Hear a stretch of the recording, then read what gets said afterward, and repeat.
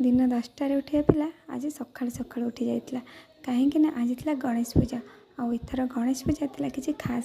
कहीं मो पुअर थी खड़ी छुईबार से सकाळु सकाळु माँ पुओ गाधे पाधे जाए पहुँची जाइए घर पाखे होता गणेश पूजा से पहुँचला बेलू अलरेडी पूजा आरंभ हो जाइए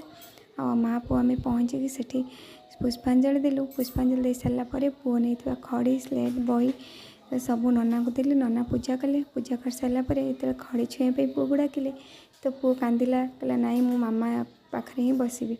तो गलानी नना कहले कि नाई सी तुम पाखे बस मुझे खड़ी छुआई दूची तो पुओ ये मो पाखे बसला नना तो खड़ी छुआई देले खड़ी छुआई सारापर आम घर को पलि आसलु घर पलि आसला तो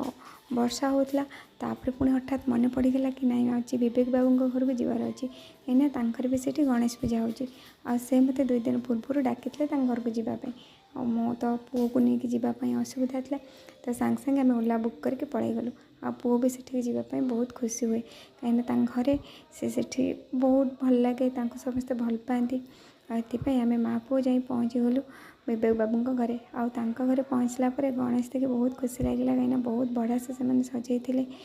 देखु मैंने बहुत भी भल लगुच घरे बहुत से सजाई आ पुओ भी सेठी पहुँचला बहुत खुशी होता है से मौसा मौसी पुओ को बहुत भल पाती और घरे भावेनि कि से अलग जगह को आसी तो सेठी बहुत भल लगे तापर ये नना आसला आम पूजा आरंभ होगा पूजा है आम समस्त पुष्पांजलि देलु पुष्पांजलि सारापर ये प्रसाद बंटा होता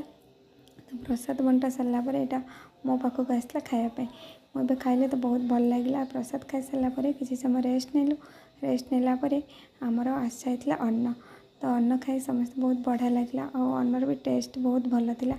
तो खाई तापर घर को आसिलु रोचे जय जगन्नाथ।